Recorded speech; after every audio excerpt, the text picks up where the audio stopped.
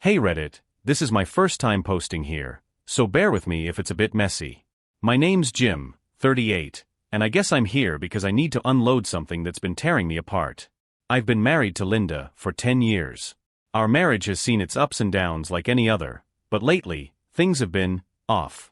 January's always been our month, a time for family moments and looking forward. But this year, something felt different. I couldn't quite put my finger on it. Maybe it was the way Linda had been distant lately, always glued to her phone or making excuses not to talk. Or maybe it was the way she seemed so eager for this night out we'd planned. Let me back up a bit. Linda and I decided to try and reconnect. The snowstorm outside our window that day felt like a chance for a fresh start. We'd spent the afternoon building a snowman with our daughter, Emma, laughing and throwing snowballs. For a moment, I thought things might be okay again. Linda seemed happy, and I clung to that. That night, we dressed up for what was supposed to be a special evening. Linda looked stunning, wearing this red dress I hadn't seen before. I remember joking about how I didn't deserve someone as beautiful as her, and she smiled, half-heartedly, like she was somewhere else. We decided to hit this upscale club downtown. The plan was dinner, some dancing, and then back to our hotel for a cozy night. It felt like the perfect plan to reignite what we'd lost. But as the night unfolded, things took a turn I never saw coming. The club was packed when we arrived. Warm lights bouncing off crystal chandeliers, music thumping just loud enough to feel in your chest. It was the kind of place Linda loved, classy but buzzing with energy. She seemed in her element, laughing a little too easily, looking around like she was searching for something, or someone. We found a small table near the edge of the dance floor, close enough to the action without being swallowed by it. I ordered her favorite cocktail, a cosmopolitan, and a whiskey sour for myself. For a while, we made small talk. I tried to steer the conversation toward us, reminiscing about our early days, the vacations we took before Emma was born. But Linda kept glancing at her phone, her replies clipped and distant. The first real red flag came when a group of well-dressed guys walked in, drawing attention from everyone in the room. One of them was Dante Romano, a former football player turned social media sensation. Linda perked up immediately, her eyes glued to the group. She'd mentioned him before casually, when we'd seen him on TV or in magazines, but seeing him in person? It was like she forgot I existed. I tried to joke about it. "Looks like your celebrity crush is here," I said, raising my glass. Linda smiled, but it wasn't at me. It was at Dante. "Should we go say hi?" she asked, almost like she was daring me. I laughed it off, not wanting to make a scene, but the pit in my stomach was already forming. That's when Dante noticed her. Or maybe she made sure he did.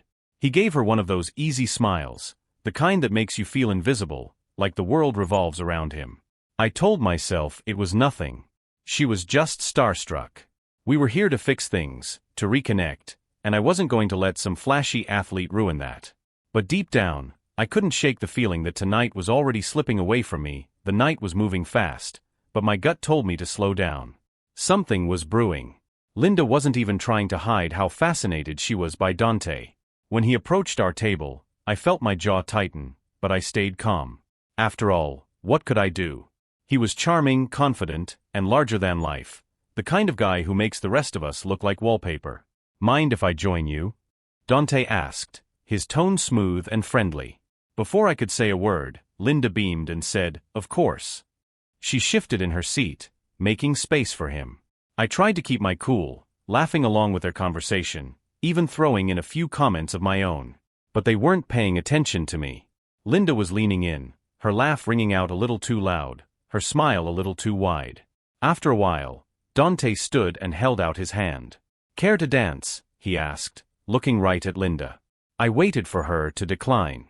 This was our night, our moment to reconnect. But she didn't even hesitate. "Sure," she said, her voice light and eager. I froze. "Linda?" I asked, hoping she'd realize how inappropriate it was. She waved me off. "It's just a dance, Jim. Don't be so uptight." I watched them walk onto the dance floor, her red dress flowing as she followed him into the crowd. They blended into the rhythm of the music, laughing, moving closer. My heart sank. What was supposed to be a romantic evening now felt like a cruel joke. Minutes passed like hours. I kept telling myself she'd come back soon, that she was just caught up in the moment. But as the song ended and another began, they didn't return. I stared at the half-empty glass in front of me, wondering how things had spiraled so quickly. Then I saw them leave the dance floor together, heading toward the bar. They stood close, their conversation animated, his hand brushing against her arm like they'd known each other for years. And she let him. When they started heading toward the exit, I knew something was wrong. My chest tightened as I grabbed my coat and followed. I stepped out of the club into the biting January air, my breath fogging up in front of me. Linda and Dante were a few steps ahead, heading toward a sleek black car idling by the curb. She was laughing, tilting her head back like she didn't have a care in the world. "Linda!" I called out, my voice sharp enough to cut through the noise of the street. She stopped and turned, her expression caught somewhere between surprise and annoyance. Dante turned too, his easy confidence undisturbed, like he'd seen this scene play out 100 times. "What are you doing?" I asked, walking toward them. My voice was shaking, though I wasn't sure if it was the cold or my rising anger. "It's nothing, Jim," Linda said, waving a hand dismissively. "We're just going to grab some fresh air. Relax." I looked at Dante, then back at her. "Fresh air? Together? This was supposed to be our night, Linda." She crossed her arms, suddenly defensive. "You're overreacting. Don't make a scene." Dante smirked, and that was the last straw. "This is a private conversation," I snapped at him. He shrugged, raising his hands in mock surrender. "No problem, man. I'll be in the car." He climbed into the passenger seat, leaving me alone with Linda. "You're leaving with him?" I asked, my voice cracking. Linda sighed, like she was dealing with a child. "It's not what you think. He just offered to drive me back to the hotel. You've been so tense all night, Jim. Maybe some space would do us both good." "Space? You're abandoning me here in front of everyone to leave with him." She hesitated, her gaze faltering for the first time. "It's not like that." "It looks exactly like that, Linda," I said, my throat tightening. "You're choosing him over me. Over us." She didn't answer.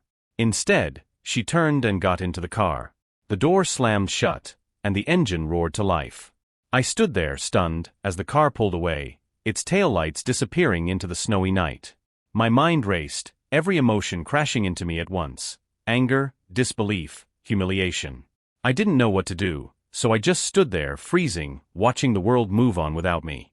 I don't know how long I stood there, watching the empty street where Linda disappeared with Dante.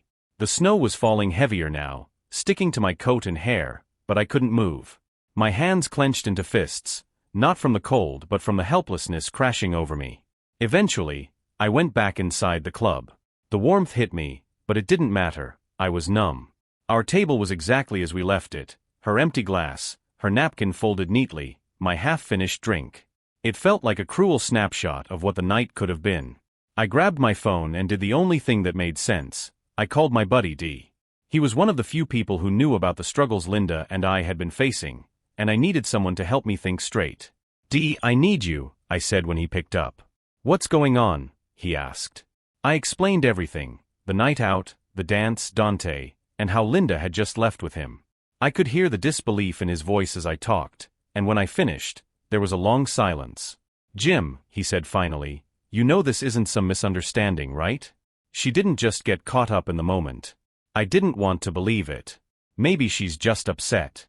"We've been arguing a lot lately, and—" "Jim, stop," D cut me off. "I saw Dante at another club a few months ago. He's got a reputation, man." Linda knew exactly what she was doing when she got in that car. Hearing it out loud felt like a punch to the gut. I wanted to argue, to defend her, but I couldn't. Deep down, I knew D was right. "Come on," he said. "Where are you now?" I told him, and he said he'd be there in 15 minutes. When he arrived, I was still sitting at the table, staring at the melting ice in Linda's glass. "Let's get out of here," D said, clapping a hand on my shoulder. I nodded, letting him lead the way.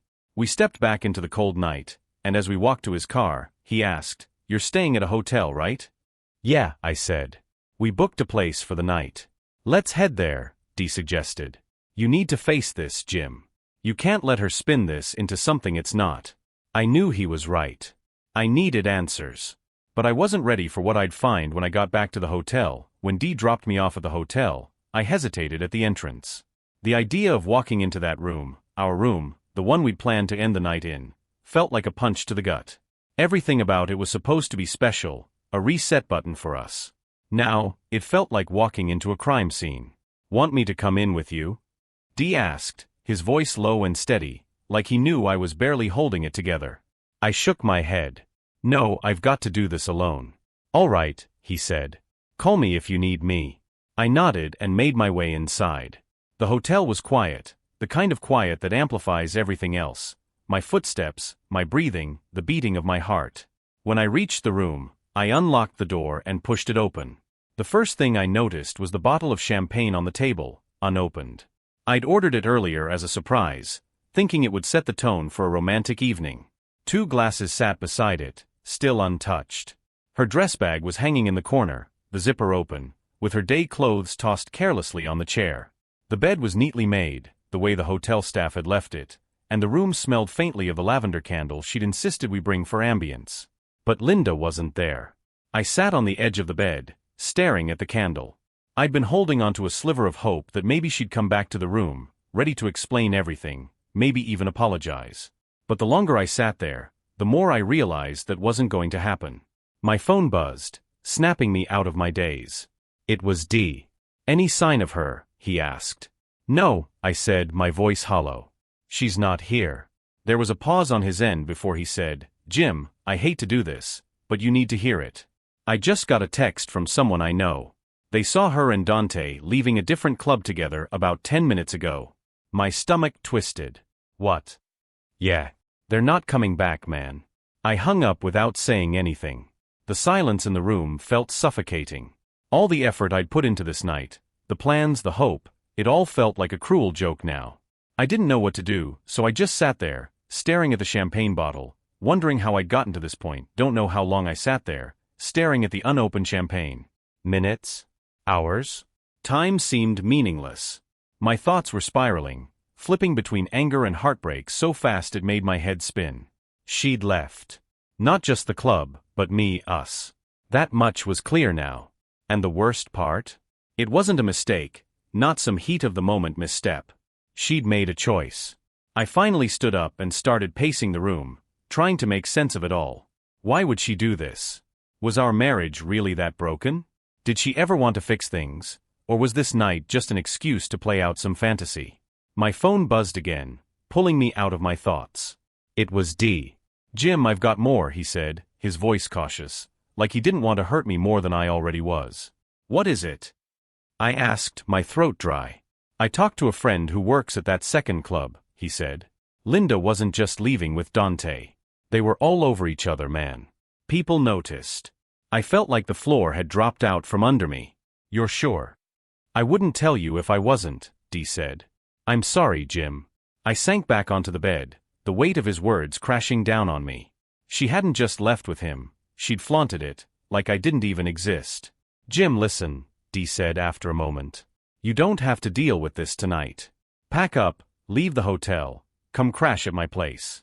You don't need to sit there and let this eat you alive." But I couldn't leave. Not yet. As much as it hurt, I needed to face this. I needed to be here when she came back, if she came back. "Thanks, Dee," I said. "I'll be okay." He sighed, clearly not convinced, but he didn't push it.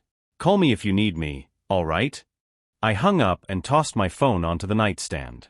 The champagne bottle stared back at me, a mocking reminder of what this night was supposed to be. I grabbed it, twisting the cork out with more force than necessary, and poured myself a glass. "To fresh starts," I muttered bitterly, raising the glass in a toast to the empty room. The champagne was cold and sharp, and it burned going down. But I didn't care. I stayed up most of the night. The champagne bottle was nearly empty by the time I stopped pouring, though the buzz did little to dull the ache inside. I tried watching TV, scrolling through my phone, even pacing the room, anything to distract myself. Nothing worked. Around 3 a.m., I was sitting on the bed, staring at the door, willing it to open. I wanted to believe that maybe Linda would walk in, full of apologies, ready to admit it was all a mistake.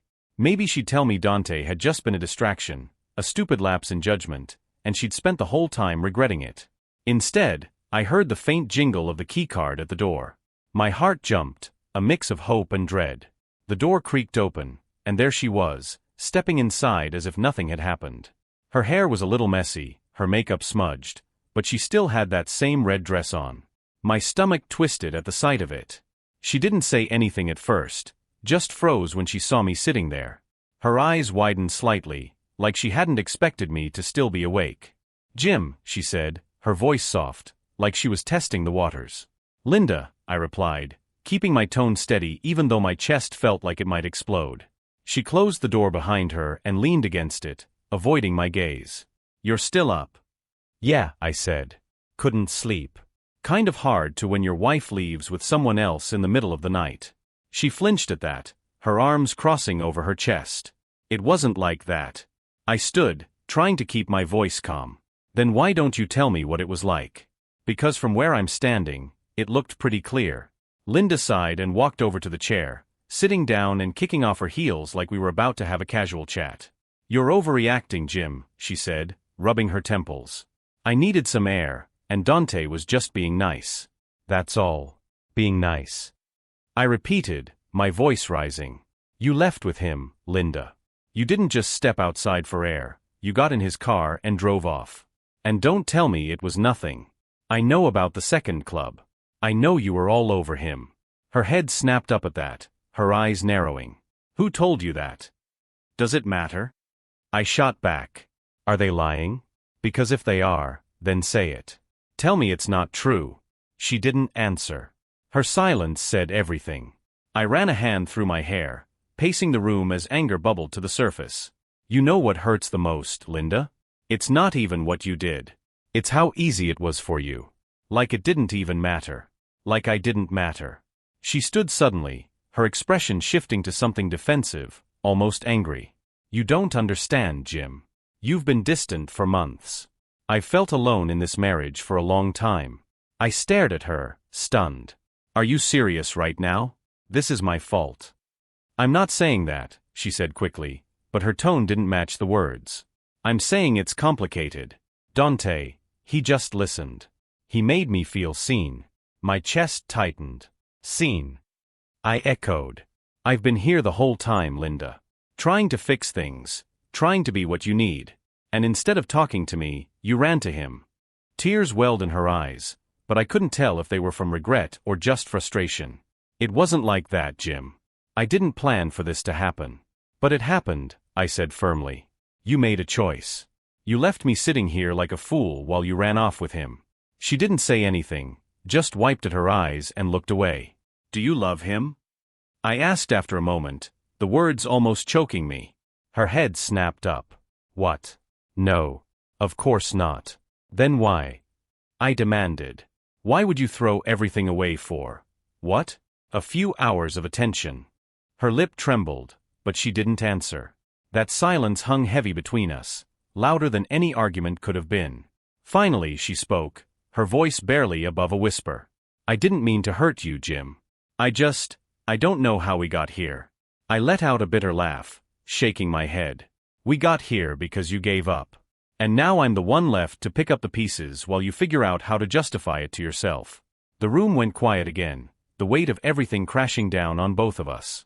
Linda sat back in the chair, her shoulders slumped, and for the first time, I saw something in her eyes that almost looked like regret. Almost, the rest of the night passed in tense silence. Linda eventually went to bed, slipping under the covers without saying another word. I stayed on the chair by the window, staring out at the snowy city. Sleep wasn't an option, not with my thoughts racing like they were. As dawn crept in, the city outside started to wake. The faint hum of cars and the glow of streetlights gave way to the soft light of morning. Linda was still asleep when I finally stood up, my body aching from sitting still for so long. I needed clarity. Answers. Something to make sense of what had happened. So I did something I hadn't done in years. I grabbed my wedding photo from my wallet. Linda and I looked so happy in that picture, standing on the beach during our honeymoon, her smile bright and full of life. It felt like a lifetime ago. Around 8 a.m., she finally stirred. I heard the sheets rustle as she sat up, and when I turned to look at her, she was rubbing her eyes like nothing was wrong. "Morning," she said groggily, her voice carrying none of the weight I'd been drowning in all night. "Morning," I replied, my tone cold. She must have caught it because her expression shifted. "Jim, Can we talk about last night? Yeah, I said, sitting on the edge of the bed. Let's. She hesitated, looking down at her hands. I know I hurt you. And I wish I could take it back, but I can't. I wasn't thinking clearly. That's not good enough, Linda, I said, my voice firmer than I expected. You keep saying it wasn't intentional, that you didn't plan this. But you made choice after choice to walk away from me. To be with him. How do you explain that? Her lips parted like she was going to argue, but then she stopped. Instead, she shook her head and sighed. I don't know what you want me to say, Jim. I messed up. I was selfish. You just what? I pressed, leaning forward. I don't know, she snapped, tears spilling over now. I don't know why I did it. I was caught up in the moment, okay? I didn't think about the consequences, and now I hate myself for it. For a moment, I almost felt bad for her. Almost. But then I remembered the look on her face as she danced with Dante, how carefree and happy she'd been. You didn't think about the consequences? I repeated, my voice rising. Linda, you didn't think about me. About us. And now I'm supposed to just accept that you don't have an answer. She looked up at me, her face streaked with tears. I want to fix this, Jim. I do. I'll do whatever it takes. I laughed bitterly, shaking my head. Fix this? You can't undo what you've done. You can't unmake the choices you made last night. So tell me, Linda, how exactly do you think we fix this? She didn't answer, and that silence told me everything I needed to know. After a long moment, I stood up, grabbing my jacket from the chair. I need some air, I said, my voice tight. Jim, please, she started, but I cut her off. Save it, I said, not even looking at her as I opened the door and stepped out into the hallway. I didn't have a plan. I just knew I couldn't sit in that room anymore, suffocating in the weight of her betrayal. The air outside the hotel was sharp, each breath cutting through me like a knife. But I didn't care. I just needed to get away, from her, from the suffocating room, from everything. My feet carried me aimlessly down the snowy streets, the sounds of the waking city muffled by the snowdrifts.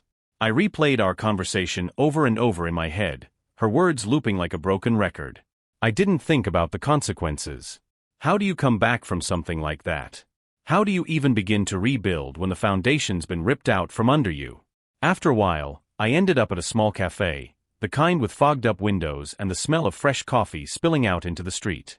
I ducked inside, grateful for the warmth, and ordered a black coffee. As I sat at a corner table, I pulled out my phone and stared at the screen. There were a few missed texts from D, checking in on me. D, you okay, man? D, let me know if you need anything. I typed out a quick reply. Me, I'm alive. Taking a walk. Almost immediately, my phone buzzed with his response. D, you need to talk? I hesitated, then typed back, yeah. Meet me at Joe's Cafe. 15 minutes later, D walked through the door, his jacket dusted with snow. He spotted me right away and slid into the seat across from me. You look like hell, he said, his tone light but his eyes serious. Feel worse, I muttered, taking a sip of my coffee. He didn't press me, just waited for me to start. I don't even know where to begin, I said finally. She says she wants to fix things, but I don't think she even knows what that means. And honestly, I don't know if I want to try.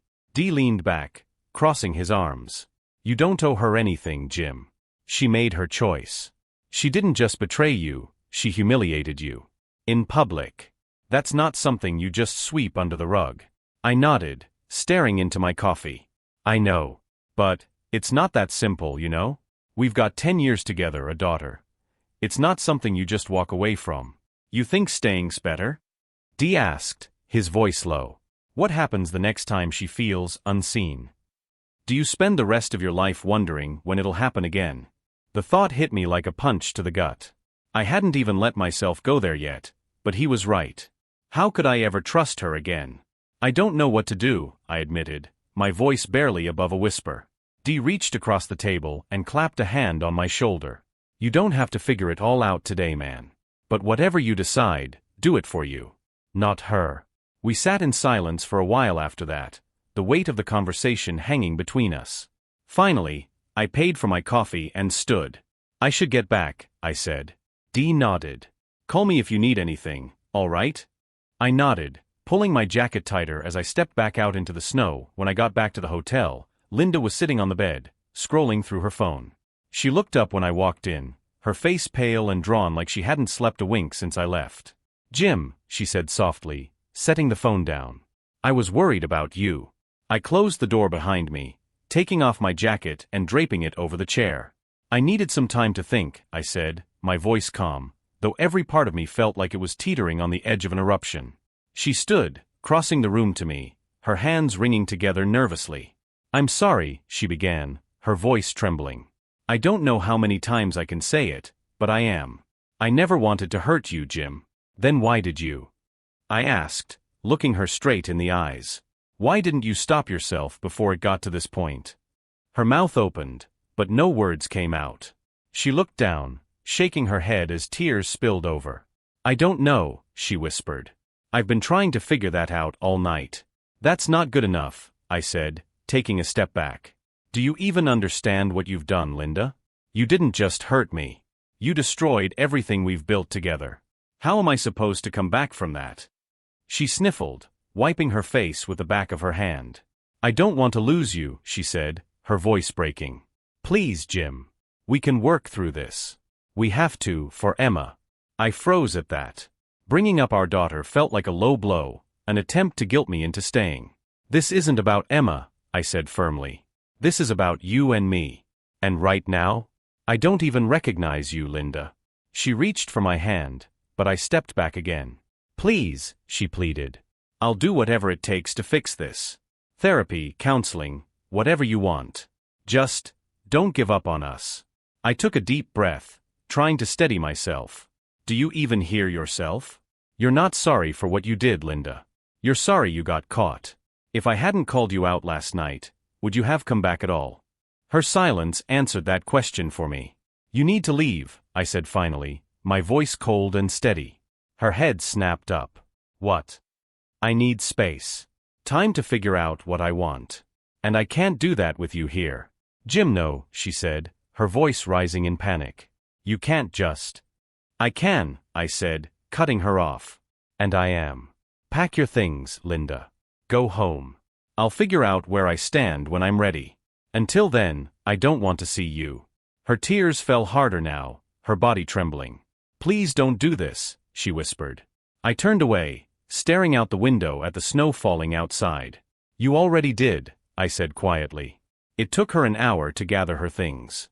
The entire time, she cried softly, occasionally stopping to beg me to reconsider. But I stayed silent, my heart heavy but resolute. When she finally left, the room felt emptier than ever. The hotel room was deathly quiet after Linda left.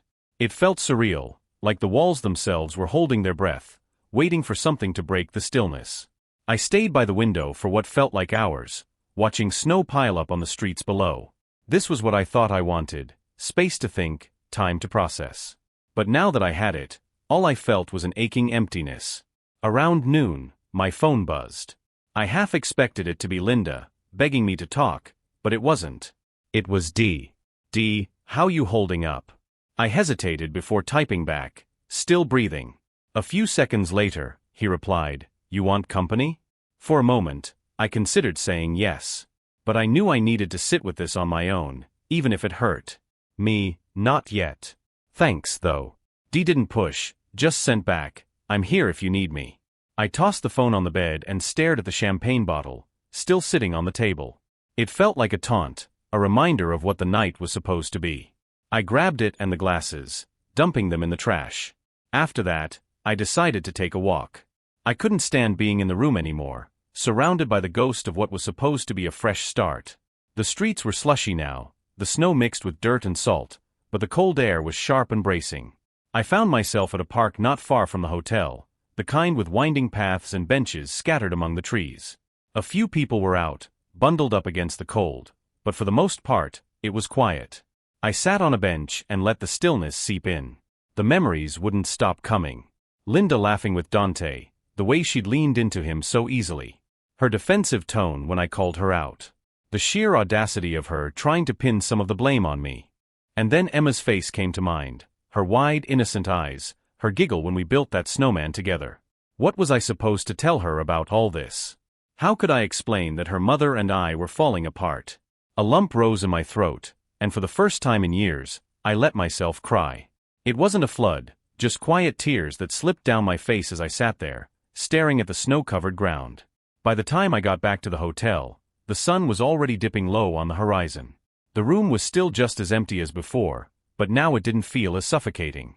I sat on the bed and picked up my phone. I wasn't ready to talk to Linda yet, but I knew I needed to start making decisions. "Me D, you free tonight?" He responded almost instantly. "Always." "What's up?" "Me, let's grab a drink." "I need to talk." D met me at a small bar near his place that evening. It wasn't anything fancy: dim lights, a jukebox playing old rock tunes, and a handful of regulars nursing their beers. It was the kind of place where you could disappear into the background, which was exactly what I needed. D waved me over to a booth in the corner, a pint already waiting for me. "Figured you'd want to skip the fancy stuff tonight," he said with a small grin. "Thanks," I said, sliding into the seat across from him. I took a long sip of the beer, letting the bitterness settle on my tongue before setting the glass down. "So," D said, leaning back. "What's the plan?" I sighed, rubbing a hand over my face. "That's the thing. I don't have one. She's gone for now, but I have no idea what comes next. Every time I think about what she did, it's like this mix of anger, sadness, and, I don't know. It's like I'm grieving, but she's still here." D nodded slowly. "Makes sense. You're grieving the person you thought she was. The relationship you thought you had." That hit me hard. I hadn't thought about it that way, but he was right. The Linda I married, the one I built a life with, she wasn't the same person who left the club with Dante. Or maybe she was, and I just hadn't wanted to see it. Did I miss the signs? I asked, my voice quieter now. D shook his head. "Jim, don't do that to yourself. This isn't about what you missed. It's about what she chose to do. You can't carry her choices on your back." I nodded, though the guilt still gnawed at me. I just keep replaying it in my head, you know? The way she looked at him, how easily she brushed me off. It's like I wasn't even there. "That's on her," D said firmly. "Not you. She could have said no. She could have walked away. But she didn't. You can't keep twisting yourself into knots trying to figure out why she did it. You'll never get an answer that makes it okay." I let that sink in, taking another sip of my beer. D wasn't the type to sugarcoat things, and I appreciated that. But hearing it out loud didn't make it any less painful. "What do I tell Emma?" I asked after a long pause. "How do I explain any of this to her?" Dee's expression softened. "You tell her the truth, in a way she can understand. She's a kid, Jim. She doesn't need all the details, just enough to know that you're still there for her, no matter what." I nodded, the weight of that conversation already settling heavily on my chest. D leaned forward, resting his forearms on the table. "Can I ask you something?" "Yeah," I said. "Do you even want to fix things with Linda?" The question hung in the air between us, heavy and uncomfortable. I didn't answer right away, partly because I didn't know. Finally, I said, "I want to fix things. Does that make sense?" D frowned, tilting his head. "Not really, but I get what you're saying. You're not ready to let go of the idea of fixing it, even if deep down, you know it's probably over." I nodded, grateful he understood what I couldn't quite put into words. We sat there for hours, going back and forth about everything: what Linda did, what I should do next, and how to move forward. By the time we left the bar, the weight on my chest felt just a little lighter. "Thanks, D," I said as we stepped outside into the crisp night air. "Any time," he said, clapping me on the shoulder. "You're stronger than you think, Jim. You'll get through this." The ride back to my place was quiet. D had offered to drop me off, and I didn't argue. My head was swimming with everything we talked about, and though the beer helped dull the edges, the core of my pain still burned bright. "You want me to stick around?" D asked as he pulled up to the curb outside my house. I shook my head. "Thanks, but I think I need to be alone for a bit." He hesitated, then gave me a firm nod. "Call me if you need anything." "I will," I said, stepping out into the cold night. Inside, the house felt different, almost foreign, even though it was where I'd spent years building a life with Linda. The photos on the walls, the little trinkets from vacations, even the faint scent of her perfume lingering in the air, it all felt like a cruel reminder of what I thought we had. I wandered into Emma's room, careful not to wake her. She was curled up under her favorite blanket, her stuffed bear tucked under one arm. Watching her sleep, so peaceful and innocent, hit me harder than anything else that night. She didn't deserve this. None of it. I stood there for a while, just watching her, before quietly closing the door and heading to the living room. Sitting on the couch, I picked up my phone and stared at it. I hadn't heard from Linda since she left the hotel. Part of me was relieved. The other part was boiling with questions I didn't know if I even wanted answers to. After a few minutes, I caved and checked her social media. Her accounts were quiet. No posts, no stories, nothing to suggest what she was doing or who she was with. I hated myself for caring, but I couldn't help it. Eventually, I set the phone down and leaned back, staring at the ceiling. I thought about everything Dee had said, about the questions he'd asked. Did I even want to fix this? The truth was, I didn't know. I wanted my family to stay intact for Emma's sake. I wanted the version of Linda I married, the one who'd laughed with me at our wedding and cried happy tears when Emma was born. But that Linda felt like a ghost now, someone who existed only in memories. The more I thought about it, the clearer it became that staying with her, at least right now, would be impossible. The trust was shattered, and no matter how many apologies she offered or how many promises she made, I couldn't unsee the way she'd looked at Dante. I pulled out my phone again and opened a blank text to Linda. My thumbs hovered over the keyboard as I tried to figure out what to say. After several false starts, I finally typed, "We need to talk tomorrow. Face to face." I hit send before I could second-guess myself, then turned off my phone and set it on the coffee table. The rest of the night was restless. I tried to sleep but kept tossing and turning, my mind replaying every detail of the last 2 days. Eventually, I gave up and sat by the window, watching the snow fall under the glow of the streetlights. By morning, I was exhausted but resolute. I couldn't keep dragging this out, couldn't keep waiting for answers that might never come. It was time to draw a line in the sand. Linda texted back early, her message short but telling. "Linda, okay. What time?" I replied with a time and place, a small cafe we used to go to on Sundays before Emma was born. It felt strange choosing that spot, but I wanted somewhere neutral, somewhere that wasn't tied to the chaos of the last few days. When I walked into the cafe later that morning, Linda was already there, sitting in the back corner with a mug of coffee in front of her. She looked tired, her face pale and drawn, her usual confidence replaced with something more fragile. "Jim," she said softly as I approached. I nodded and sat down across from her. For a moment, neither of us spoke, the silence thick and heavy. Finally, I broke it. "I need to know the truth, Linda. All of it. No excuses, no half-truths. Just tell me what happened and why." Her eyes filled with tears, and she looked down at her hands. "It's hard to explain," she said. "Try," I said, my voice firm. She took a shaky breath. "I wasn't happy, Jim. I don't mean with you or Emma, but with me. My life. I felt invisible, like I didn't matter. And then Dante showed up, and he made me feel noticed." Her words cut deep, but I kept my expression neutral. "So you just threw everything away for a little attention?" "No," she said quickly, shaking her head. "It wasn't like that. I wasn't thinking clearly. I got caught up in the moment, and I didn't stop to think about what I was doing." "But you kept doing it," I said. "You didn't stop when you had the chance.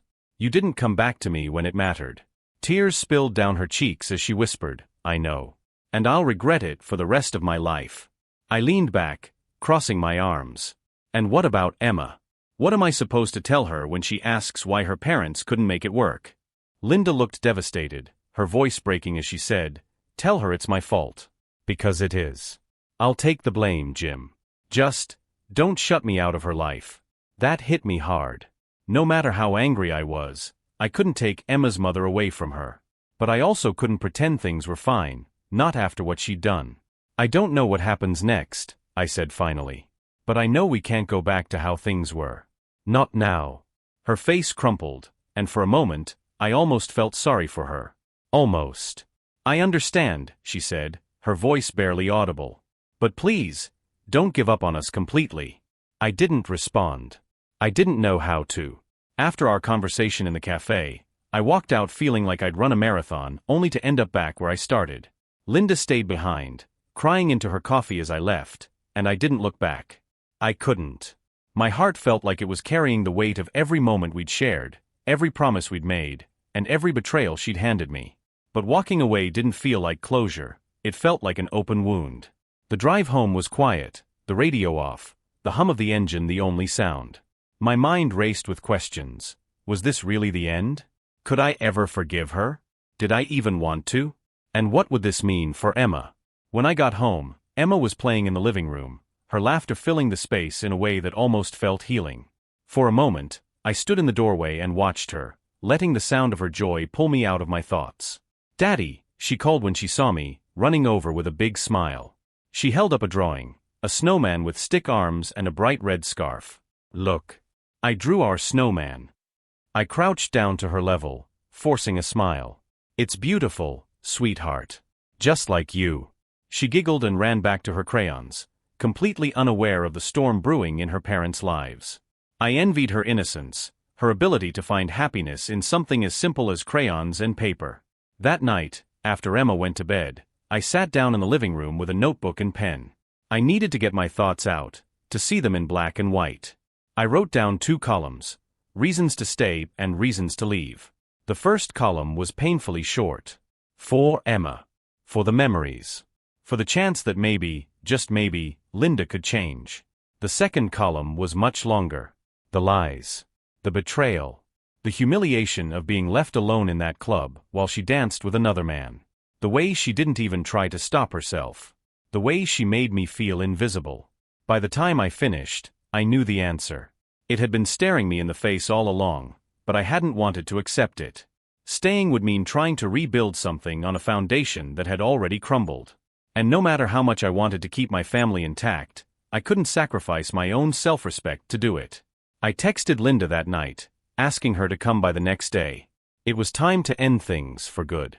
The next morning, she arrived looking nervous, her hands clasped tightly in front of her. I'd arranged for Emma to stay with my sister for the day. I didn't want her to overhear this conversation. Linda sat on the couch, and I sat across from her. For a long moment, neither of us spoke. Then I took a deep breath and started. "I've made a decision," I said, my voice steady but heavy. "I can't do this anymore, Linda. I can't keep pretending like we can fix this." Her eyes filled with tears instantly, and she shook her head. "Jim, please." "No," I said firmly. "You made your choices, and now I'm making mine. This marriage is over." She broke down, sobbing into her hands. It was hard to watch, but I didn't move to comfort her. I couldn't. "I love you," she choked out between sobs. "I know I messed up, but I love you, Jim. Doesn't that mean anything?" "It meant everything," I said, my voice cracking. "But you didn't protect it. You didn't protect us. And now there's nothing left to save." Her tears came harder, and she leaned forward, her hands reaching out toward me. "I'll do anything, Jim. Therapy, counseling, whatever it takes. Please don't do this." I stood, walking to the window and staring out at the snowy street. "I wanted to forgive you," I admitted. "I wanted to believe that we could get through this. But I can't forget what you did. And I can't live my life wondering if you'll do it again." She stood too, her voice desperate. "What about Emma? She needs both of us." "She'll have both of us," I said, turning to face her. "But not together. I won't take her away from you, Linda. I'll make sure we work out a custody arrangement that's fair. But this," I gestured between us, "this is done." Her shoulders sagged, and for the first time, she looked like she understood. "I don't want to lose you," she whispered. "You already did," I said quietly. I walked to the door and opened it, a silent invitation for her to leave. She hesitated for a moment, then grabbed her coat and bag. As she stepped outside, she turned back, her eyes red and swollen. "I'm sorry," she said one last time. I didn't respond. I just closed the door and leaned against it, letting out a shaky breath. The weeks that followed were some of the hardest of my life. There were lawyers, custody agreements, and endless questions from Emma that I had to answer with as much care as I could muster. But little by little, I started to heal. Dee was there for me every step of the way, dragging me out of the house when I felt like shutting down and reminding me that I deserved better. Linda and I kept things civil for Emma's sake, but our conversations were short and to the point. I could see the regret in her eyes every time we crossed paths, but it didn't change anything. One night, as I tucked Emma into bed, She looked up at me with those big innocent eyes and said, "Daddy, are you happy?" The question caught me off guard, but I smiled and kissed her forehead. "Not yet, sweetheart. But I'm working on it." For the first time in weeks, that didn't feel like a lie. And that's how this chapter of my life ends, Reddit. It's not the ending I wanted, but maybe it's the one I needed. Thanks for sticking with me through this. If there's one thing I've learned, it's this: sometimes walking away is the strongest thing you can do.